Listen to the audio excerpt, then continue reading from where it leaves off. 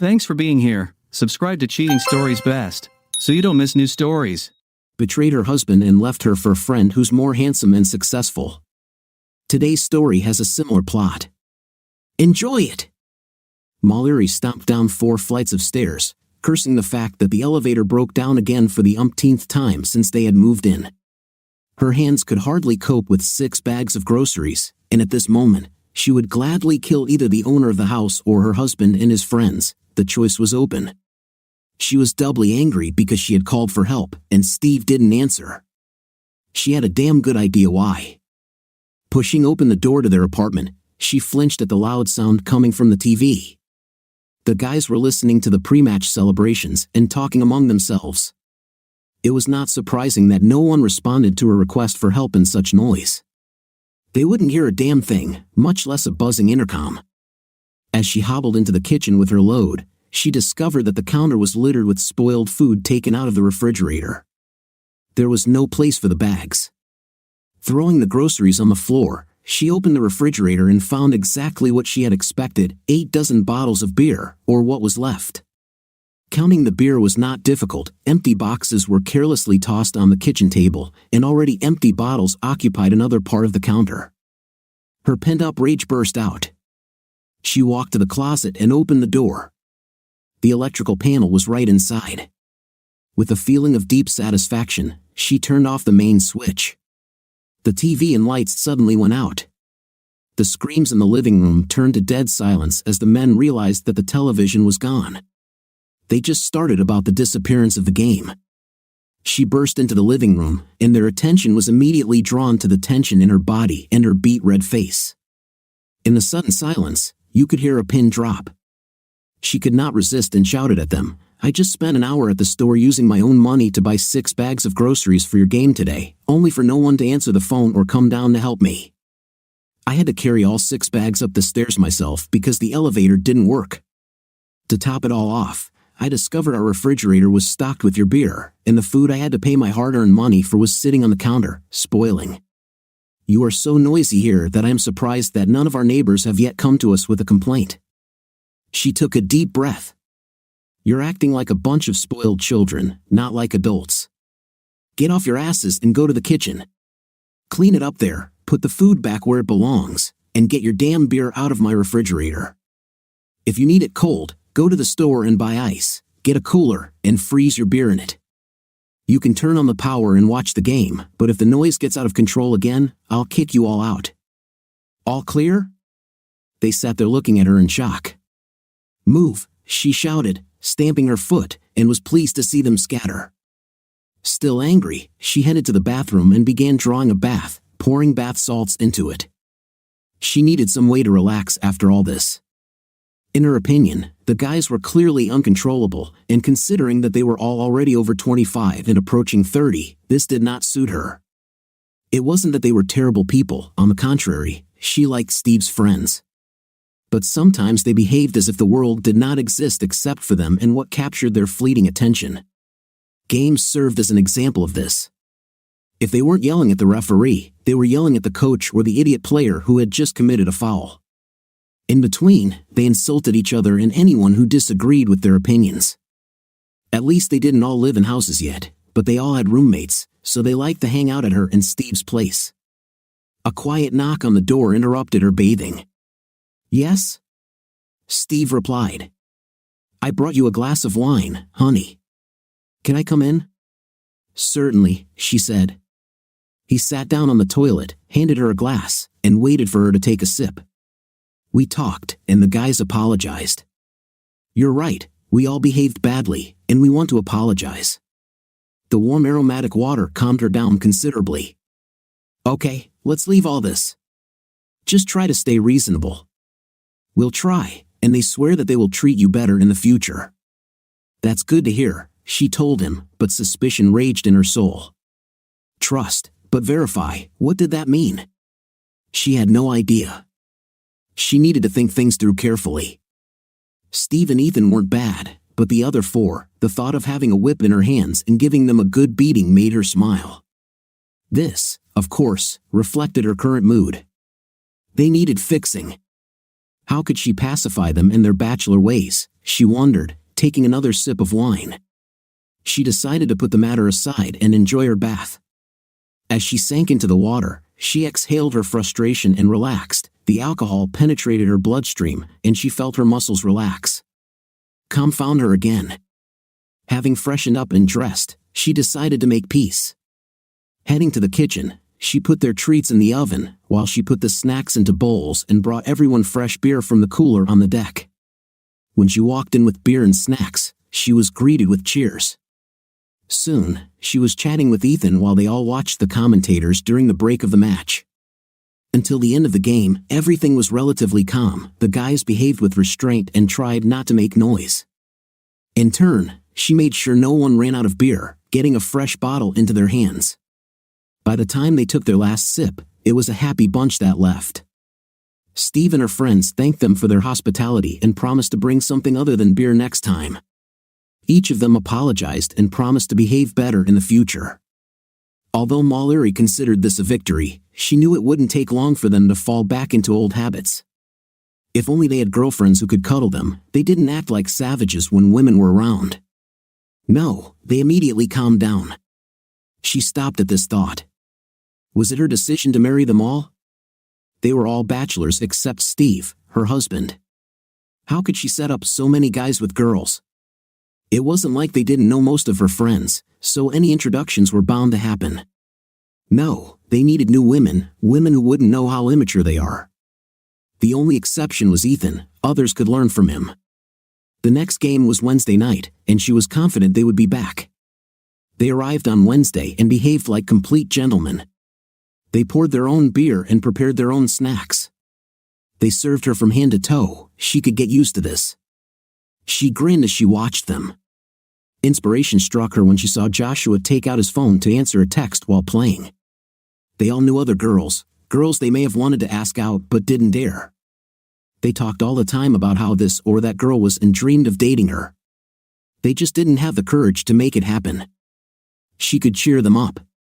No, she could kick their asses, make it a challenge for them. They'll sort it out at their next game on Saturday night.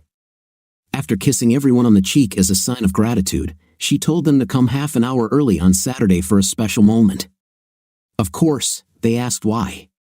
She just smiled mysteriously. It's a secret, but you'll like it, she said, smiling sweetly and lying through her teeth. She spent the rest of the week thinking carefully about this idea and came up with some strict rules. No available girls with cliches. It had to be a quality woman whom they lusted after but felt was too much for them. She couldn't wait to see the look on their faces on Saturday night. Of course, she didn't let Steve know what was in store for his friends. It was time to tame these guys, to prepare future husbands from them. God knows it took forever with Steve. 5 future wives could thank her later. Saturday morning dawned clear and cloudless. Sitting at the kitchen table and looking out the window, Mallory picked up a cup of steaming coffee with a smile of anticipation. Today's game was supposed to mark a new dawn in their lives. Her plans would come true, and these wayward children would have a new paradigm. She couldn't wait to see the expressions on their faces. Steve staggered out of the bedroom looking shabby and hungover. Last night, he went out to the bar with them. He poured himself some coffee, drank half of it in the first sip, then filled his cup and sat down. Here, he handed Mallory the envelope. What is this? The guys chipped in and bought you a spa day. There's a certificate for a massage, steam bath, body wrap, pedicure, and manicure. They're terrified of tonight, he admitted with a grin. This pissed her off. It would be better if they were afraid. Did they really think they could bribe her, sweeten her up with a few trinkets? Okay, maybe she can be bribed a little, but it won't save their collective asses. And the spa afterwards will be a pleasant retreat to enjoy your victory. They all looked very nervous, clutching their beers, trying to gauge her mood. She thought she gave them a sweet, buttermelt-in-mouth smile, belying the screwed look in her eyes. So guys, I was thinking about last week. I appreciate what you did to get yourself in order. However, in reality, your behavior resembles that of a bunch of uncontrollable chimpanzees. Everyone looked at each other awkwardly. It was difficult to deny this truth. I had some thoughts about this. This doesn't happen when you have women around. In fact, you become attentive, polite, and responsive. The lewd words disappear. We need to work on this. Neither of you are dating. I want to fix this. These games would be a lot more fun for everyone if more girls participated. Heads nodded. She was right. So Jacob, you were talking about a girl you were planning to ask out. How's it going? He blushed. Honestly, Mallory, she's too tough for me. She is so beautiful. Every time I see her, I get tongue-tied. I'm afraid to even try to ask her out. What about the rest? Do you all have a girlfriend like this? Heads nodded. Mallory handed out sheets of paper. Write the name of a girl you admire from afar but are afraid to ask out. Write your name on the other side and place them in this container. With that done, Mallory grabbed her purse and pulled out the $500 in cash she had received earlier. I'm putting $500 on the line. Each of you will also pay $500 tomorrow afternoon just after lunch. You will come here and make phone calls, bring your money. Each of you will call that girl you are so afraid to date and invite her to the game on Wednesday night. We will all be here to support you.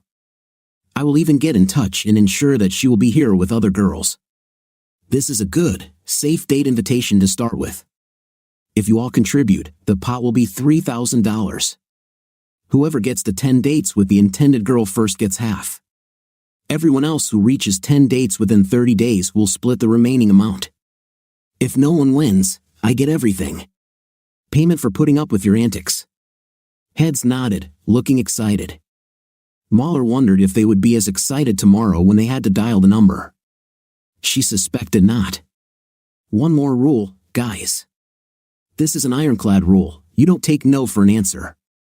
No matter what, you keep asking until she says yes or hangs up. Got it? The heads in the circle nodded again. As Mallory had predicted, they all showed up on Sunday afternoon, looking a little scared. It's one thing to boldly talk about something after a few glasses of beer, but another thing when you're faced with reality. Everyone chipped in $500. The container was full. Okay, Jacob, you're in the game. She found his paper and handed it to him. He stared at his phone in his hand for a minute, as if it might bite him. Mallory took it and flipped through her contacts. That's her, he nodded. She pressed the button and handed the phone back to him. He was nervous when he started speaking, but soon seemed to regain his bravado. Everything was going well. Yes, you know Mallory and Steve's apartment. Yes, Mallory is here. If you want to ask. He handed her the phone. She put it to her ear and began to listen, then she started giggling. No, this will not be a sausage festival. How about throwing all those extra sausages out the window? There are only 4 floors here, this should teach them. Okay, see you. Ah, casual wear. I'll be in a t-shirt and shorts. They laughed, and she passed the phone back to Jacob. He wrote down some information and hung up. Yahoo! He raised his fist in the air. I got it. Thanks, Mallory, for giving me the push. One date has taken place, for remain. Mallory watched them with interest. They looked more interested now. Okay, guys, you heard me. Spare sausages are thrown out the window. You need a date, let's go. Michael, you're starting. One by one, they picked up the phone and made an appointment for Wednesday. Mallory was delighted, her plan worked. She took out the last piece of paper. It was Ethan's turn, her personal favorite. He was shy, the shyest of all. She was worried about him since everyone else had been successful. She hoped this would give him courage. He was so different from the others. He loved to read. He loved the variety of music that others did not listen to. Something about him made her want to embrace him in her arms. Somehow, he seemed more like sirloin steak to her than the burgers and beer that everyone else, including her husband Steve, imagined. He had unknown depths that others lacked. How he ended up in this company she could not understand. However, all the guys seemed to like him. She turned over Ethan's paper and frowned. There was nothing on the back except a question mark. Ethan, there is no girl here. Don't you have a girl you'd like to date? Someone you've always admired from afar and would like to date? He shook his head, but something in his denial made her not believe him. "Ethan, you're not telling me the truth. Who is this? Come on, there must be someone." He blushed, clearly embarrassed, shaking his head again. He answered, "There is no one, Mallory." He stared at his shoes, not the most honest position, as Mallory realized. "Why don't I believe you, Ethan?" The others started pestering him. "Come on, Ethan, we did it. Be a man." Ethan looked completely miserable. Mallory was about to let him go when suddenly he spoke. "Can I talk to Steve and ask him for advice? He is married and knows more about women than anyone else present. I need help." Mahler shrugged. "It won't hurt to get him moving." She and Steve walked down the hallway to the bedroom. They stayed there for a few minutes, then left. "Ethan is ready to go," Steve announced. Ethan turned to the window and began dialing a number. As soon as he raised the phone to his ear, Mallory's phone rang. She looked at the screen. Did Steve call? Why would Steve call her if he was standing a few feet away from her? She looked at him. He pressed the phone to his ear and nodded at the ringing phone in her hand. She really wanted to cheer Ethan up, but Steve calling her made her curious. She almost refused the call, but Steve nodded again towards the ringing phone. "Why are you calling me now, Steve?" she answered uncertainly. "Hey, Mallory, it's Ethan. My friends are having a game night on Wednesday, and I was wondering if you would like to come with me." Her lungs stopped breathing. It felt like her stomach had dropped into her shoes. She felt faint, her ears buzzing as she listened to Ethan asking her out. For a moment, she thought she might pass out from shock, but she came to her senses. "Ethan, you can't ask me out. I'm married." "I asked Steve," she said. "Steve said it didn't matter. You didn't have a ban on this, that's why I'm asking. Would you like to go to the party with me on Wednesday?" Ears perked up when the other guys realized what was happening. They looked at Steve, who was grinning like a baboon at Mallory's discomfort. Believing that he was satisfied with what was happening, they began to mock Mallory and Ethan. "Hold her, Ethan. Don't take no for an answer, your rule, Mallory." "He can't take no for an answer," one of the guys said. "Come on, Mallory, he has the right to do this." "It was your idea, don't knock him down," another chimed in. Mallory put the phone down next to her, turning to her husband. "This is wrong, Steve. We are married. I can't date another man," she said. He chuckled, clearly enjoying her misery. "Why not, Mallory? It was your idea. Don't like being hoisted by your own petard? Deal with it. He asks, and according to your instructions, does not take no for an answer." "Steve," she screamed. It did not help. "Sorry, Mallory, but I find it funny to see you trapped by your own ideas and rules," he chuckled. This made her angry. She put the phone to her ear again. "Ethan, I'd like to go with you," she said with a cry of triumph. They all stared at Ethan as he raised his hand up. Realizing that everyone was watching, he lowered his hand. "Sorry," he said embarrassedly. "I have a date," he said somewhat unnecessarily. Matthew suddenly spoke, "Just a minute. Now we have a spare sausage. Steve doesn't have a date, he can't come." Steve looked awkward. "Now, was his answer. "Come on, Steve, man. You need a date," it was Michael who encouraged him. Steve looked at Mallory with a questioning look. "Back to you," she said, smiling sweetly. "Wait until Steve finds out that he's been cut off for the next month to die." "Okay," he said uncertainly. After exchanging Ethan's phone for his own, he looked through his contact list. Mallory realized that he had given Ethan his phone number for her to answer, thinking it was him.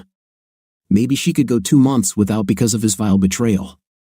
Steve found what he was looking for and hesitated, looking at Mallory as if he wasn't sure if he should do it.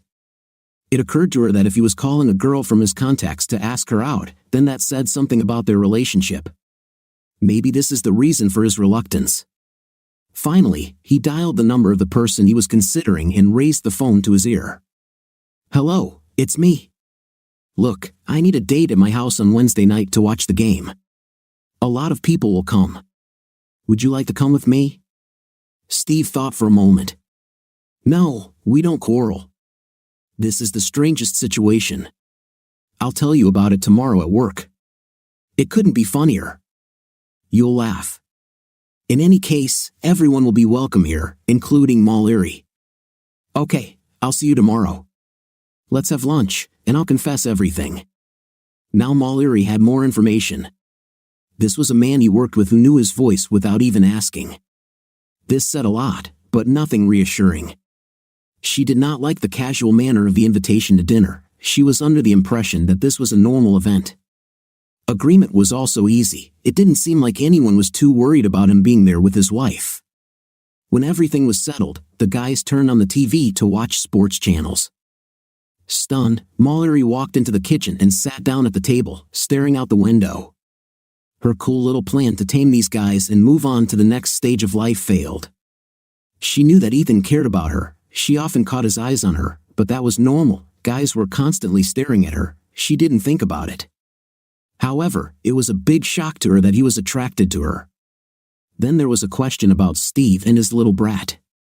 She slowly went over the list of girls she knew Steve had worked with. None of them fit the possible list except for the new one who started working a couple of months ago. Suddenly, a woman's intuition told her that on Wednesday, she would meet with her. If so, then it's time for a long heart-to-heart talk with Steve. The voice brought her out of her thoughts.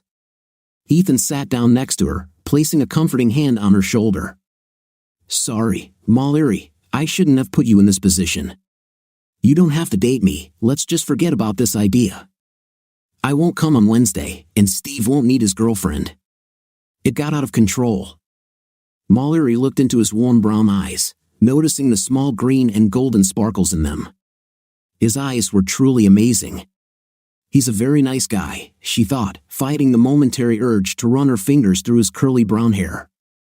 However, everything else did not suffer either: broad shoulders, muscular chest and arms tapering to perfect hips, and long muscular legs. She could tell from the slight tremor in his voice that he had put a lot of emotion into it. She found it difficult to understand why some other girl had not grabbed onto him. He was such a find. She decided that she had to be completely honest with him. Out of his kindness, he abandoned the plan she was hatching rather than see her get hurt. I put her first, something her husband was not a shining example of, she thought. She took his hand in hers and pressed his fingers to her lips, kissing them lightly in appreciation. Ethan, I like Steve's friends, but I'm glad none of them asked me out. I wouldn't want to date any of them. But if I were single and you asked me out on a date, I would be the happiest girl on the planet. Do you really think so? He asked. Mallory saw the confidence growing in his eyes. Yes, she replied. He pulled her towards him and hugged her. Thank you for this. That's not all, she said excitedly and leaned over to whisper in his ear. He threw his head back, shocked. Is it true? He asked. That's not all, she said and leaned towards him again, whispering. Finally, she leaned back and looked at him inquisitively. Stunned, disbelieving eyes nodded at her. Okay, go watch the game. 20 minutes later, Mallory walked down the corridor like a queen. Upon seeing her appearance and the way she was dressed, a stunned Steve's jaw dropped. He muted the TV, dropping her bag on the floor. She struck a pose in the suddenly silent room, 6 pairs of bulging eyeballs complementing 6 gaping mouths. Throwing aside her cape, she showed them her swimsuit she bought from Wicked Weasel for a vacation with Steve, but it covered so little that she was afraid to wear it to the beach. But both Steve and Ethan deserved it for completely different reasons. The hiss of air being drawn in and a few mutterings told her she won. She liked it. She also didn't miss the fact that suddenly everyone was horny. What are you doing, Mallory? Steve asked. You guys were all so heated about rules, but I never made rules about when we could start dating. You just needed it to be a medium. There's $3,000 on the line, and Ethan and I are going to win it. We'll go to the beach this afternoon, and then I'll go home and get changed so he can take me out to dinner and a show I've been wanting to see. Do you remember, Steve, the one you didn't take me to? By the end of tonight, there will be 2 dates. Ethan and I will have a few dates before you start on Wednesday. Come on, Ethan, let's go too, she said, taking his hand and walking out, pleased with the growing bedlam behind them. They laughed all the way down the elevator, which was now working for once. Mallory was glad of this. She wouldn't want to go down the stairs in such skimpy clothes. "I have another swimsuit that covers more if you're uncomfortable with it, Ethan." "Are you kidding, Mallory? I'll be the proudest guy on the beach with the most beautiful girl. The guys will be green with envy." "Don't you dare change anything," he said. How sweet, she thought, still holding his hand. They walked out into the parking lot. He had a very beautiful car, sporty with comfortable leather bucket seats. She was surprised how she had not noticed this before. It was sparkling clean inside and out. She liked that he took care of his things, and best of all, a convertible top. After she nodded in agreement, he took it off. She put on her sunglasses and relaxed back in her seat, enjoying the warm sun. He burned tires while driving out of the parking lot. She screamed in pleasure, throwing her fists into the air, and turned to wave goodbye to the 5 pale faces pressed against the window in the apartment above. She knew they would be there. Ethan grinned as he shifted the howling transmission into second gear to hear the tires squeal. "Are they watching?" he asked. "Oh yes." She leaned back in her seat, pleased with their dramatic departure. Several cars seemed to want to chase them, some roaring their engines hoping to challenge Ethan to a race. She wondered if they really expected her to jump out of his car and get into theirs just because it would be faster. "Guys," Ethan needed his things for the beach. They arrived at a small, neat bungalow. Jumping out of the car, he promised to return soon. Em looked around. It was a decent neighborhood. Small children were playing in their yards. On the next street, the roads were clean, the lawns were trimmed, and there were flowers and bushes everywhere. Ethan's house was perfect for this. The lawn was freshly mowed, and the house was recently painted. Flowers of all kinds grew in the garden. It didn't look like a bachelor pad. Does he really live with his parents, although he claims to live with a neighbor? It looked like my parents' house. Looking around, she saw no one and ran out into the street. It was a corner house with a lawn in front and on the sides. She walked down a side street, trying to look into the back of the house. Halfway there, she noticed what looked like a pool ladder peeking over the fence, and also the top of a gazebo, which screamed jacuzzi. There was also a raised terrace with tables and chairs. As far as she could tell, everything was neatly maintained, and the surrounding fence was freshly painted. She hurried back to the car before anyone noticed her. If Ethan's parents lived there, then seeing her in an almost missing swimsuit would be awkward. She giggled to herself. She wouldn't want to come home like this if Ethan's shocked parents put him under house arrest. Although she suspected she wouldn't have to go far before a hitchhiker showed up. Ethan returned a few minutes later. "Nice place," she nodded towards the house. "Is this your parents' house?" "No, it's mine." "Why have we never met your neighbor?" "He never existed. I didn't want the house to become a party place, so I used that as an excuse. You probably make good money if you can afford to rent a house alone." "It's not rented. I bought it. I worked and saved. I bought it about 3 years ago at a sale. It was a dump, ruins. The area was overgrown with weeds." "Are you its owner?" She was shocked by the unexpected news. "Who did all this?" "I did. My father helped me a little. He's a retired builder and is always willing to give advice. But mostly it was me. But you have to keep it to yourself. You've seen how these idiots behave, and if I let them in, they'd think it was a central party every night of the week. But I don't want that. This is a quiet area with good neighbors. They appreciate the renovation work I did. You did a great job, Ethan. You should be proud of yourself. I won't say a word to anyone." She wondered wistfully why Steve wasn't more ambitious. Come to think of it, they should have already bought their own house. Her opinion of Ethan increased by about 5,000%. He had already built a nest for the right woman. She envied it. Steve still wanted to watch sports, go to the bar, and live like there was no tomorrow. Video games were his middle name. For the first time since they had married 4 years ago, she asked herself if she had made a mistake, married the wrong man. Back then, she expected him to outgrow some of his habits, but now that she thought about it, it turned out that this had not happened. Today, he still acted the same way he did when she first met him. She finally realized what the problem was. Steve was immature. That, and the unknown woman encouraging Ethan to ask her out and pushing her to do so, gave the day a more sinister tone than she had initially thought. Suddenly, her matrimonial radar flickered into the danger zone. Was Steve unhappy in his marriage? In the light of today, it seemed like a perfectly reasonable question. Arriving at the beach, she pushed all these negative thoughts aside. It was time for fun. They laid out a blanket and an umbrella. Mallory looked around, realizing that many were looking at her. Smiling at Ethan, she quickly opened the cape and threw it onto the blanket. The reaction of others was priceless. The swimsuit was a success. Hand in hand, she and Ethan went down to the water. Splashing each other turned into a water game and then a dipping competition. Mallory did nothing but try to keep the swimsuit covering her charms. Finally, fearing for her reputation, she yanked Ethan's shorts off, ending up in waist-deep water. She rushed to the blanket before he could come to his senses. They returned to the blanket, she barely ahead of him, laughing and exchanging barbs about the race. Ethan accused her of cheating. She accused him of trying to take away what little she had. An accusation he brushed aside. After all, he was a guy. What did she expect? Still laughing, they stretched out on the blanket, enjoying the sunshine. A few minutes later, Ethan stated that he needed sunscreen and asked her if she wanted to use it. She shouldn't have. She knew it was a no-no. And yet, she fell. You could apply it to any place that is not covered, she told him. It was amazing how carefully and diligently he did it. When she woke up, Mallory heard a pair of seagulls floating in the wind overhead, arguing noisily about something.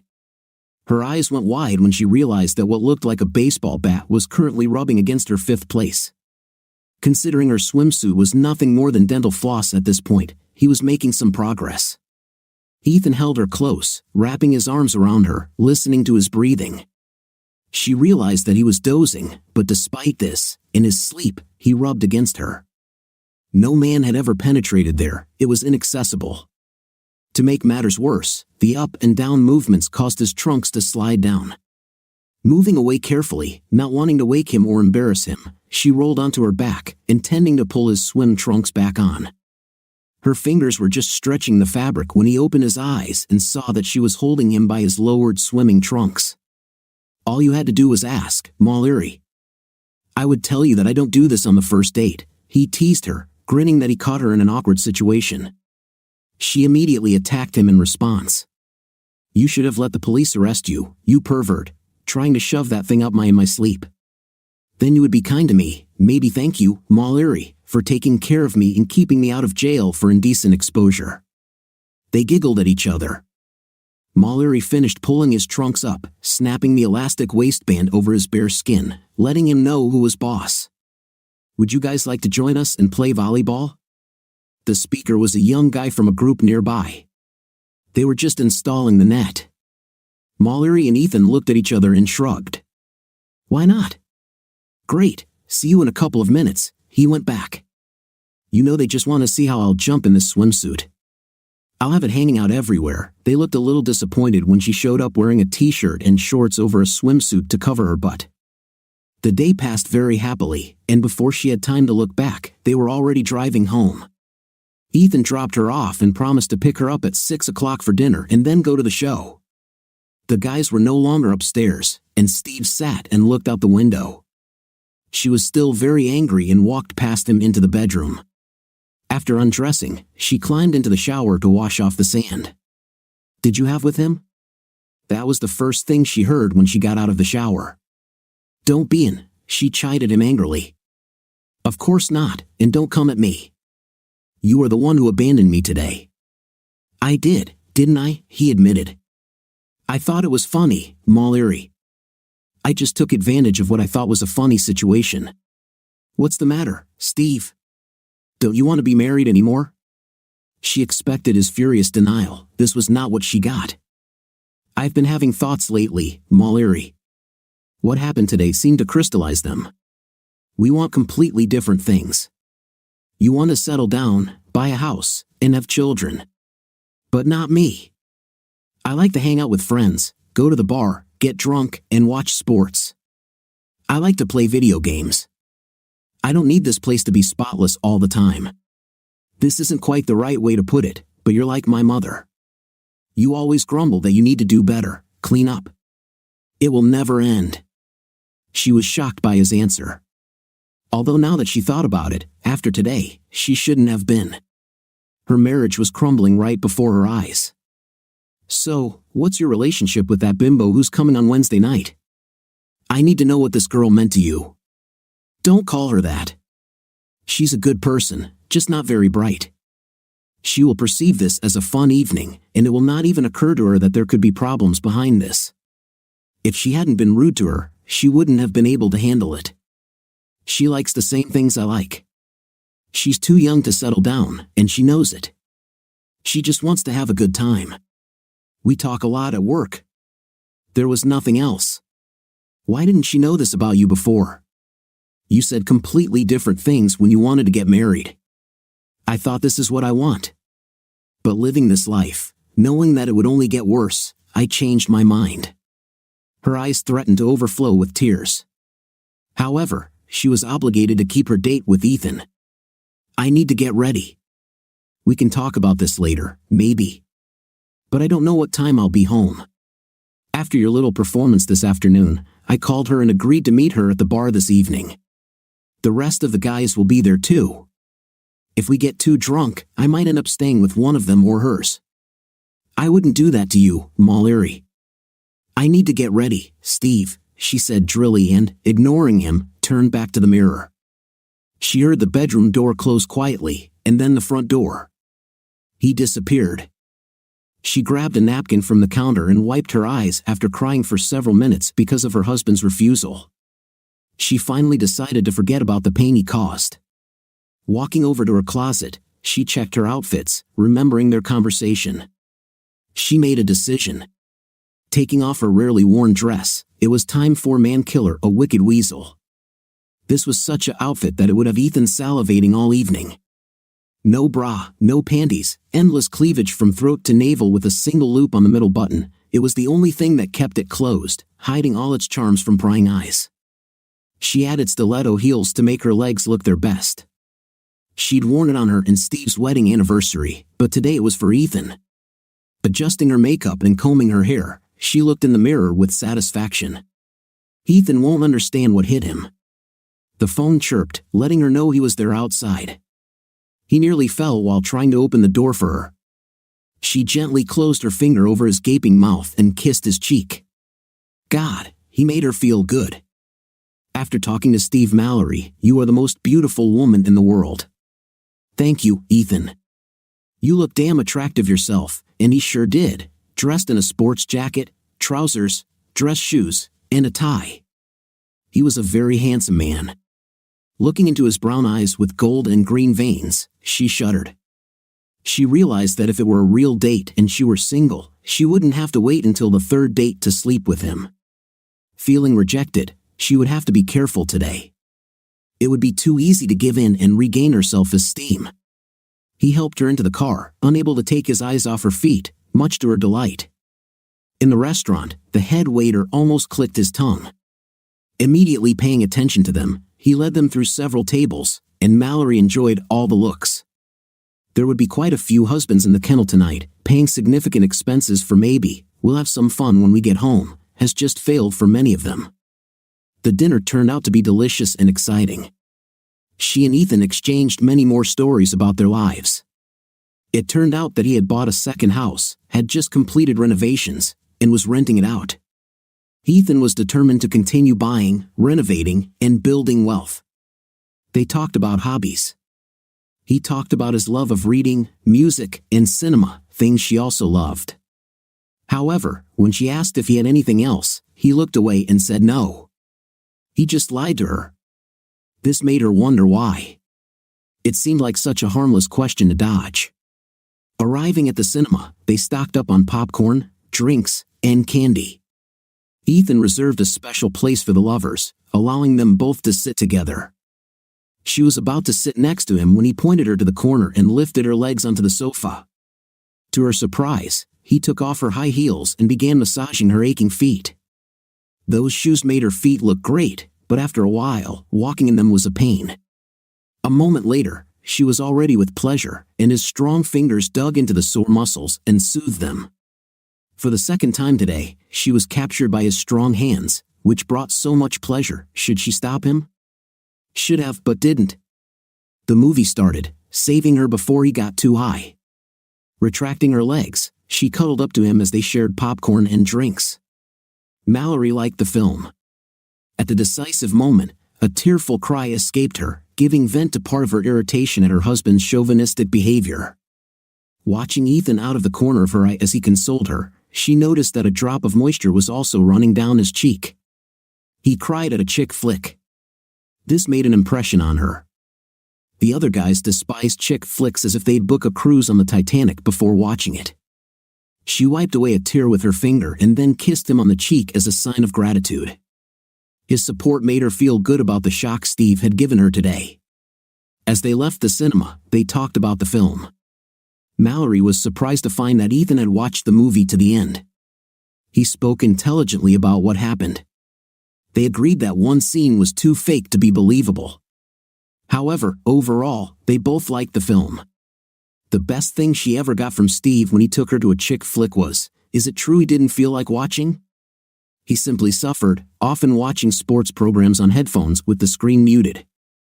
Mallory began to replay her girlfriends in her head.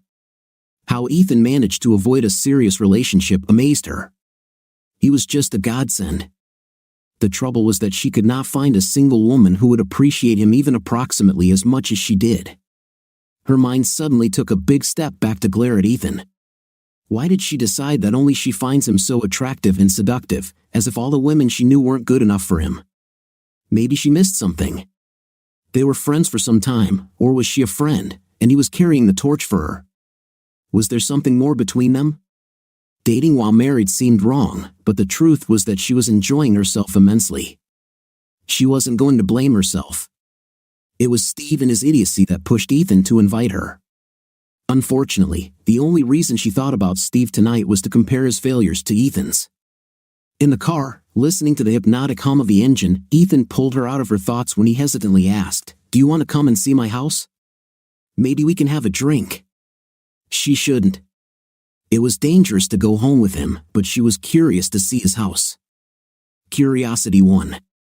As she drove through the moonlit streets, doubts haunted her. It was madness. She was exposing herself to temptation. She was attracted to him to such an extent that she admitted to herself that she would sleep with him tonight if she were lonely. She looked at his face, alternately flashing white and dark as the moonlight filtered through the branches of the trees overhead and then hit him in the shadows. About to pull into his driveway, she looked at all his improvements. This place was a palace. The polished wooden floors gleamed, everything was modern and with the latest technology. His tastes were masculine. She swore she'd change that as soon as she moved in. Then she gasped again. Where did these thoughts come from? He led her through the house, ignoring one bedroom. "What's there?" she asked. "Ah, just a storage room," he replied. His eyes flickered again. She looked at the door curiously. There was something behind it he didn't want her to see. The possibilities were endless, but his previous lies were about his hobbies. Clearly, he had something he didn't want to share. She made a pact with herself. She would tease or pry it out of him, even if she had to. No, she stopped right there. This was not the solution. This is the path to destruction and divorce. The backyard was beautiful. Ethan had built a pool, hot tub, and a huge deck with a barbecue for entertaining. There was a glass-enclosed extension at the back of the house, but he didn't show it. Maybe he made a solarium. More and more curious, she thought. It was closed with blinds. She couldn't look inside. Returning to the house, Ethan brought the drinks and began to settle into the chair until she patted the couch next to her. They sipped and talked until the drinks were finished. Ethan took her glass and placed it on the table next to him. She was about to say that it was time to take her home when he spoke. "Mallory, I can't kiss you goodbye in front of your apartment." "I'll kiss you now," he said, leaving no doubt that he was going to do just that. He was a good kisser, she decided, although she didn't have much choice. He pulled her closer as he made his dramatic statement, capturing her lips before she could answer him. Not that she minded. Besides, a kiss after a second date was only natural, she told herself. The problem was that he didn't stop, and she was enjoying it so much that she didn't care. Excitement flared within her. She got lost in the kiss. She could do this with him forever. He smelled so good. With some shock, she realized that her wandering fingers had managed to catch the loop on that single button and unfasten it. His hand parted the top of her dress and cupped her breast. She must stop him. She couldn't seem to pull herself together. On the second date, they were supposed to fool around a little. His free hand moved down. Wait, Mallory needed to stop this. Ethan, she said with difficulty, pronouncing his name. We need to stop. Fine, to her amazement, he immediately stopped. Sitting down, he pulled her dress off, throwing a small loop over the button. Guys didn't do that often. She had to fight them off once they got going and got her this far. She and her girlfriends told so many stories about guys who wouldn't take no for an answer. He kissed her lightly on the lips. I'll take you home. Her opinion of him increased by another 5,000%. Returning to her apartment, he turned off the engine and turned to her. Are we going to do anything tomorrow? Damn right, she answered him. I want to win this money. What's on your mind? Dinner and dancing tomorrow night. I know a great place. But tomorrow, the day will be awkward. You might not want to come with me, is it true? Why? I used to go to dinner with my parents on Sundays until we started spending game day at your place. I wanted to do this instead. As a compromise, I scheduled Mondays for lunch with them. I told my mom a little about you and what happened. She laughed and seemed to think it was funny. She wants to meet you and asked if you would like to come. But I know it might be awkward for you. Wow, boy, awkward is putting it mildly. Meeting with your parents is like board meeting to approve a new tenant, and so soon? It sucks. Still, she wanted to hit the jackpot. Working from home will help her find time. The decision swirled around in her head for a long time until she made up her mind. Okay, let's meet your parents. If anything, she was curious to know where Ethan came from. She kissed him on the cheek.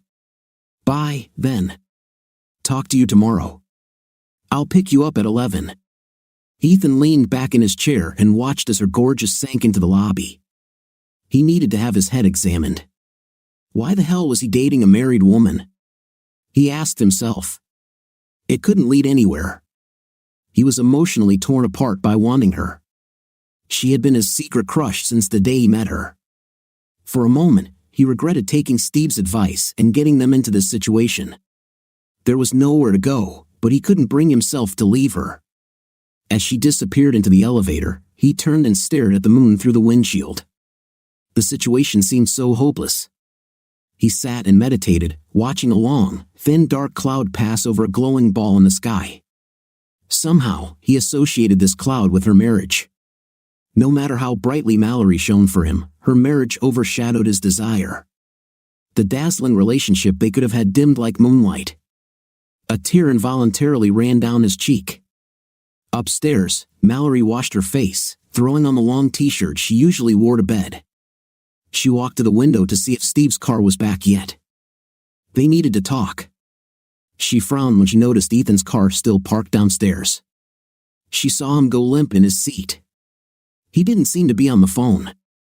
She watched him for a while, becoming concerned when he stopped moving. Ethan winced as the passenger door opened and Mallory climbed in. Inside, he saw her t-shirt and robe hanging loosely from her shoulders. God. Then he noticed her quirky little bunny ear slippers and burst out laughing. What? He pointed to her slippers, still laughing. She slapped his arm. Don't you dare make fun of my slippers. Warm feet are happy feet, and happy legs mean a happy woman. Just wait until I press my cold feet to your back so that they will warm up when we are in the... Her brain grasped the importance of the fateful statement that came from her lips. She blushed. I mean... Ethan tried to keep a straight face, but then they both burst into laughter. Why are you still here? Mallory asked a few minutes later, when they could look at each other without hysterics. I asked myself, why am I putting you, Steve, and myself in this situation by dating you? This is so wrong. This will get us nowhere, she thought about it. After Steve's message this afternoon, she didn't have much hope for her marriage. But, on the other hand, she did not want to break up because of one stupid statement. Maybe Steve will regret it and apologize. Or maybe not. She suspected that Steve was telling the truth about his feelings, but she shouldn't have given Ethan false hope by making him think her marriage was on the rocks. But I must admit, once we started dating, I didn't want to stop. She pulled him towards her and gave him a searing kiss. Sometimes, Ethan, we are closer to our goals than we think. With this ambiguous statement, she got out of the car and headed home again. Ethan laughed again at those bunny ears fluttering around as she walked into the house. As if she had read his thoughts, she turned and pointed at her slippers, wagging her finger at him as a no-no. Don't insult my favorite slippers. He tried not to laugh at the funny sight, an intimate look at her quirk. Little did she know that the thought of her being in bed with him, cold feet or not, was like Christmas, Easter, and a birthday for him. On the way home, Ethan kept replaying her ambiguous message in his head. What exactly does it mean? The headlights washed over his face, and he winced at the squeal of tires and the angry horn of an enraged driver. He was almost hit by driving through a prohibitory sign. He pulled over to the side of the road to give his racing heart time to slow down. Damn, that was really close. It was time to get back into the game before he committed suicide. Upstairs, Mallory looked out the window again. Ethan had left, and there was no sign of Steve yet. She poured herself a glass of wine and curled up on the sofa. The future that Steve had given up was non-negotiable in her books. Children, buying a house, all this was a typical development of marriage. Children were high on her list of priorities. If Steve had stated this at the very beginning, they would never have made it to the altar. They dated for a year and were married for 4 years. Had she wasted all these years on the wrong man? Thinking about Ethan, she wondered if he was just attempting consolation for the hurt Steve had caused her. But when she thought about it, she realized that they had both been drawn to each other ever since he came into their lives about 3 years ago. In the last couple of years, this process has only intensified. When the group went camping, he and Ethan always seemed to walk together, talking as they watched the game. She seemed to be sitting next to him. He was the one who regularly got up to help her bring snacks or beer. He helped with cleanup after games or volunteered to do small errands while packing for parties. When they went to bars, she almost always sat next to him, talking and watching the others joke. In fact, she realized, in all the time they had been together at the bar, she had never seen him drunk. The others sipped their beers as if their goal was to get drunk and act like idiots. Ethan sipped his beer and rarely exceeded 2 glasses. 3 seemed to be his absolute limit. If she was cooking in the kitchen, Ethan would sit at the table and talk to her. He readily jumped up to take dishes out of the cupboard, crush potatoes, or provide any other help she needed. After thinking about his sensitivity compared to others and the things he liked, she had to admit that the two of them had a lot more interests in common than she and Steve did, or anyone else for that matter. It wasn't a rebound. Ethan was by her side the whole time. She looked out the window again. There was still no sign of Steve returning home. Angry, she texted him, "We need to talk." Usually, she received quick answers. But as time passed, the silence on the phone seemed deafening. The phone beeped, notifying her that Ethan was outside. She checked her eyes one last time in the mirror. They looked better now. Steve didn't come home or answer her last night, and she cried for half the night before deciding he wasn't worth it anymore. A feeling of bitterness arose in her soul, which pushed her away from him. She spent the morning agonizing over what clothes to wear to meet Ethan's parents, bathing her eyes in cool water with cucumber slices to reduce the puffiness and bags underneath. On the way to his parents' house, she felt uneasy when she realized that they were going to an upscale area of the city. Ethan drove until he pulled into a gated driveway and clicked the remote. Mallory was stunned. She knew this place, like many other people in the area. She had driven past the mansion many times, admiring it and dreaming of one day being successful enough to own something like it. They drove down the long driveway until Ethan parked under a canopy. Mallory looked around. God, this place was worth millions. She didn't expect this. Inside, she was introduced to his parents, Barbara and Victor. "Let's go, Mallory. Let's go to the kitchen. I'll bring us a glass of wine." "The boys have some plans," Barbara said, leading her through the house. When Mallory's eyes caught something familiar, she exclaimed, "My God, is this a reproduction?" "No, this is the original," Ethan's mother replied. Several years ago, Mallory was at an art exhibition and was mesmerized by this painting. The $50,000 price tag on it was only $49,000 more than she could afford. Still, she hoped that someday she would be able to splurge on it. His parents must be very rich to be able to spend that kind of money on one painting. "Do you mind?" she asked, wanting to admire the picture again. "Of course not, dear. This is what art is for. Enjoy, watch as much as you want," Barbara replied. "Several years ago, I was at an art exhibition and was completely delighted with this painting." "True, I couldn't afford it," she admitted to Barbara. Looking around, she saw many paintings signed by the same artist, and then it dawned on her. Her name was Barbara, and Ethan's last name was Evans. All paintings were painted by Barbara Evans, Ethan's mom. She turned in stunned amazement. "Oh my God, you are Barbara Evans, the world-famous artist." "Well, I don't know about world fame, honey. I just draw, and if people like it, I don't hold it against them if they live somewhere else," Barbara shrugged, then looked surprised. "I take it Ethan didn't tell you anything about us?" "Typical, but this boy is so determined to succeed on his own without people giving him what they would if they knew who his parents were. I have to admire that." On the other wall, Mallory noticed another painting. It was completely different in style from Barbara's paintings. The colors were rich and vibrant, and although she didn't know much about art, the artist's talent shone like a beacon. "Oh my God, this picture is beautiful too," she exclaimed. "Yes, it is. Do you like it?" Barbara asked. Mallory nodded, studying the picture. "This is incredible. Come with me, Mallory. Looks like you have a taste for good art. We have a room in which we keep the best paintings. There is another painting by this artist that Victor and I consider very special. I think you'll like it." They walked down the spiral staircase and stopped in front of a steel door. Barbara entered the code into the lock. "Give me a minute, Mallory. I need to adjust the lighting." "Don't peek in advance," she laughed. Mallory took a moment to look around the basement. It was beautifully decorated and equipped with a sports bar and large screen TV. The room was decorated with comfortable chairs and bar stools. Behind the bar was a collection of liquor that rivaled any bar she had ever been to. Barbara slipped out of the room. "Okay, Mallory," she said as she pushed the door. Her portrait hanging on the opposite wall flickered, reflecting the light of the spotlights that emphasized her appearance. Stunned, Mallory stumbled into the room and fell to her knees, pressing her hands to her cheeks. Shocked eyes stared at the magnificent picture.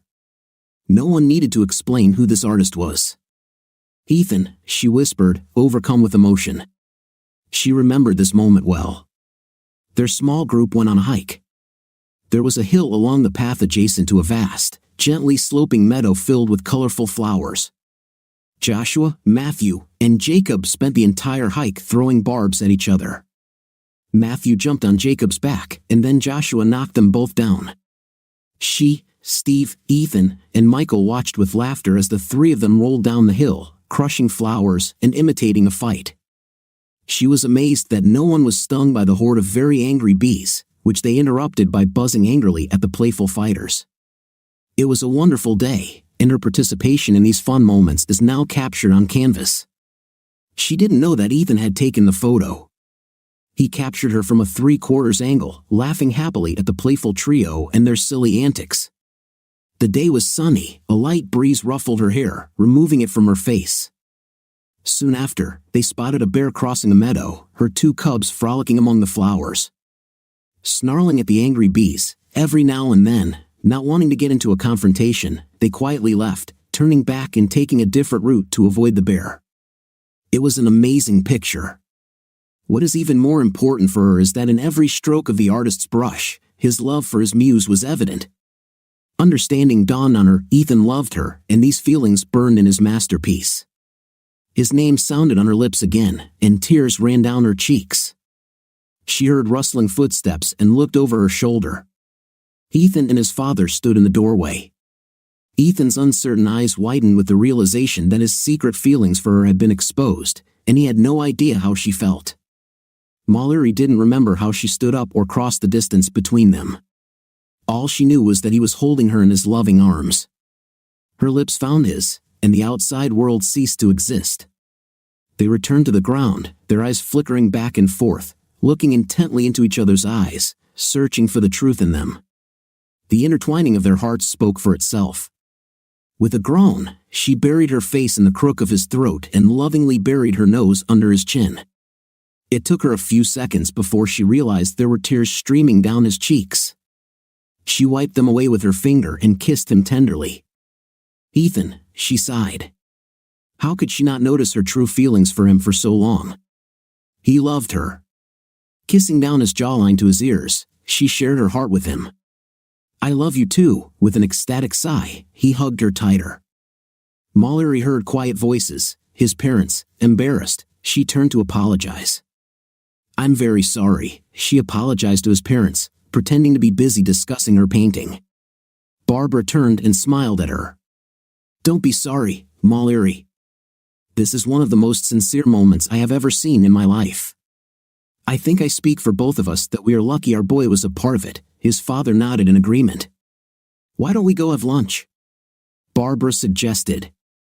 Over lunch, Mallory talked about the dating situation, especially the fact that Steve had just dumped her. Wanting Ethan to know the truth, she said that Steve had suddenly abandoned all the decisions they had discussed when they were first dating and getting married, that he wants to leave to be free to have fun, drink, make a mess, and play video games without the supervision of mom. She still felt insulted by the use of the term. His immature behavior made her decide not to stay married to him unless she had children and bought a house in the future. Judging by his refusal to come and discuss the situation, she suspected that divorce was the only solution. She also explained her sudden realization that she and Ethan had been gradually growing closer over the past few years. She just didn't realize it. After that, she decided that lunch had gone well. Ethan's parents seemed supportive as she explained how events unfolded surrounding their son dating a married woman. Barbara even expressed hope that things would work out between her and Ethan. She was invited to return with Ethan at any time. They held hands the entire way back. Steve's car was in the parking lot when he dropped her off. "Do you want me to get up?" she asked. "No, it will be better if we settle everything with him." "Okay, I'll pick you up at 7 o'clock. I'll be ready." Going upstairs, she poured herself a glass of wine and sat down in the living room. Steve was sitting there with a beer. "I see you finally returned home," she said. "Sorry about that. This was bad behavior on my part. I shouldn't have done this after your little lecture the other day. I don't see that there's anything left between us. What you said makes no sense in any marriage I have, and frankly, if you had said those thoughts in the first place, we would never have made it to the altar." "Steve, I know.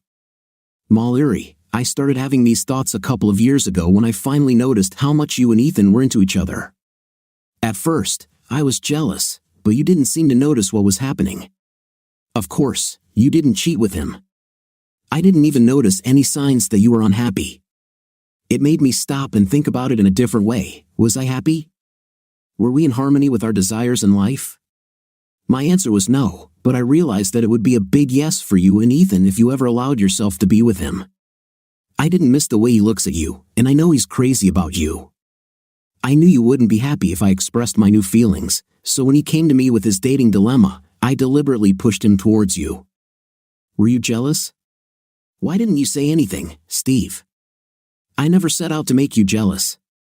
I knew it disappeared when I realized that you didn't even realize how you ended up together all the time. Do you know that you touch each other like lovers without even realizing it? What? How could she miss something so personal? Yes, small touches on the arm, back, legs when you sit together. At times, you both are completely oblivious to the others. One day, you reached into the back pocket of his shorts and pulled him closer while the two of you looked at something. Another time, you ran your fingers through the hair at the back of his head. What? She was amazed she didn't remember doing this. Yes, everyone else noticed. That's why bringing you and Ethan together was a smart decision, Mallory. You would never accept my changes, and I must admit I don't want to remain as I am. It's just not me. We need to move on. Wow, much more than she expected. The part about Ethan shocked her. She had already realized that they were circling each other, but obviously, things had gone much further than she thought. Their body language, the way they unconsciously touched each other, spoke volumes. I'm shocked, Steve. I never intended to do anything with Ethan, and I certainly didn't want to humiliate or diminish your importance. I didn't even imagine that I was doing such things. Listen, the guys are all excited about Wednesday night. I want to keep everything a secret until the end. Let them have fun and maybe come away with a new relationship. We can do it. Of course, I want the same for them. What about your little office sweetie? He looked embarrassed. I really like her, and in the future, she's perfect for me. Considering the state of my mind right now and in the future, who knows? Please be kinder to her. Mallory needed to leave before the tears came. No matter what the future held, she loved Steve, maybe not as much as she thought at first. Okay, Steve, let's talk about this after Wednesday and agree on a separation. Now, I have to go get ready to meet Ethan. We are going to walk. Me too. Hey, we're only one date behind you. You better hurry. I lost my enthusiasm for the bet, the guys can share it. I don't care anymore. Even though she had to nurse her red eyes again from crying, she was radiantly happy that night at dinner with Ethan. They danced and had fun all night. For the first time, she realized that as crazy as it all seemed, she belonged in Ethan's arms. When the evening ended, applause rang out from the audience. She and Ethan looked back and realized that the music had ended, leaving them standing in the middle of the empty dance floor, completely lost in a heated kiss. At first, Mallory thought they were clapping for the group, but then she realized that everyone was looking at them and clapping. Following this, several wolf whistles were heard. Now, that was a little awkward. They went back to Ethan's for a nightcap. Walking through the door, Mallory took Ethan's hand and led him to the bedroom he had refused to show her earlier, the one with the outer glass part. She had a good idea of what she would find there. Open it, she demanded. Of course. What was inside was exactly what she expected to see. Ethan built himself a studio, adding a glass extension to improve the lighting. There were several portraits of her taken during various events in which they both took part. The most amazing thing is that his love for her was evident in all these paintings. He was a talented artist like his mother and was inspired by his secret love. Mallory wanted nothing more than to get him into bed and stay the night, but she and Steve had an agreement. Nothing will happen until they break up and one of them moves out. They hugged each other on the couch and kissed lightly before deciding it was getting too hot and heavy. They needed to stop while they can. Wednesday night was not well thought out. The addition of additional girls has exceeded the number of places available. Luckily, no one objected to sitting on their partner's lap. Mallory was sitting on Ethan's lap, and Steve was holding his little Ashley on his lap.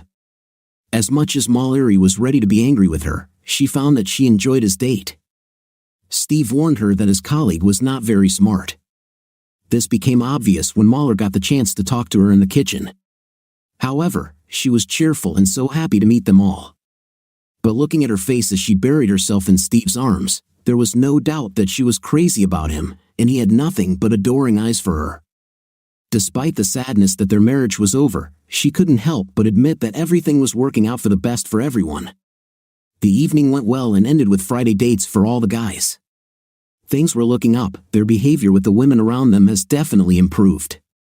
Steve left to take Ashley home, and Mallory kissed Ethan goodbye at the door.